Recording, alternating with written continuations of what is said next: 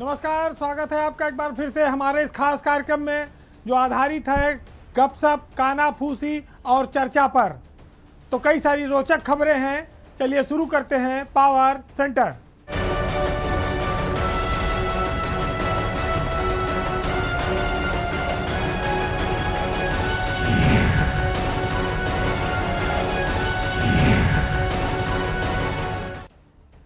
इस समय उत्तर प्रदेश के एक मंत्री हैं, वो काफ़ी चर्चा में हैं। नाम के आगे यादव लिखा होने के कारण भाजपा में उनका काफ़ी भाव भी बढ़ा।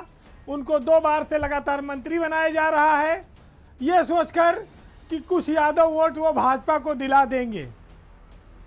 MY समीकरण जो है उसके तहत गिरीश यादव को योगी पार्ट 1 में राज्य मंत्री बनाया गया था और योगी पार्ट 2 में स्वतंत्र प्रभार का मंत्री बनाया गया है और खेल कूद विभाग उनको दिया गया है।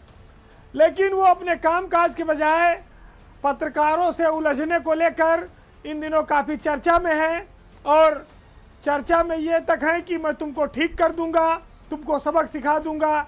मंत्री के बेबाक बोल हर मोबाइल पर आजकल घूम रहे हैं। वो शायद ये सोचकर मंत्री बनाए गए थे कि अखिलेश यादव की जो बढ़त है, यादव समाज का कुछ वोट है, वो बीजेपी की ओर लेकर आएंगे। लोकसभा चुनाव 2024 होने वाला था, उसके पहले उनको स्वतंत्र प्रभार का मंत्री बना दिया गया कि भाई एक समाज को कुछ जोड़ने के लिए उनको एक अहम चेहरा बनाया बीजेपी ने। लेकिन वो अपने ही जिले में धाराशाही हो गए और यादव समाज का वोट दिलाना तो छोड़िए, बाहर के जिले से आए हुए बाबू सिंह कुशवाहा समाजवादी पार्टी के टिकट पर जौनपुर से चुनाव जीतकर सांसद बन गए। तो गिरीश यादव एक प्रभावशाली नेता बनाने की कोशिश में बीजेपी ने कई दांव उन पर लगाए, लेकिन वो उससे आगे नहीं बढ़ पाए। वो एक असफल नेता के तौर पर भाजपा में गिने जाने लगे हैं और उनके विभाग का स्तर भी इन दिनों काफ़ी कुछ गिरा हुआ है।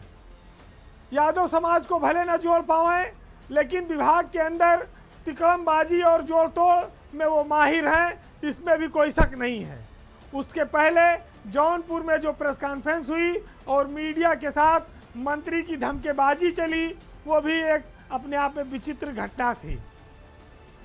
वो अपने आप को विकास पुरुष बताने में लगे थे, लेकिन मीडिया वाले पत्रकार साथी उनकी पोल खोलने में लगे थे। उनके कारनामे खाली जौनपुर तक सीमित नहीं हैं, लखनऊ में सरकार की नाक के नीचे भी ये कारनामे और मलबा दिखाई पड़ता है। लखनऊ में सबसे प्रतिष्ठित KD सिंह बाबू स्टेडियम में चाहे ट्रैक बनाने का मामला हो, चाहे ऑल वेदर स्विमिंग पूल बनाने का मामला हो, सैकड़ों करोड़ रुपए के ठेकेदारी बिना टेंडर के अपने चहेतों को मंत्री ने दिलाई, लुटाई और माल बनाई का खेल चला है। मंत्री की कृपा से सरकारी पैसों की खूब बंदरबाट हुई है। लखनऊ की कमिश्नर रोशन जैकब ने इसका निरीक्षण किया था तो ट्रैक उखड़ रहा था, तमाम कमियां मिली। स्विमिंग पूल में सीपेज आ रहा था, मिट्टी आ रही, गंदगी आ रही, लेकिन मंत्री को अपने कट से मतलब है।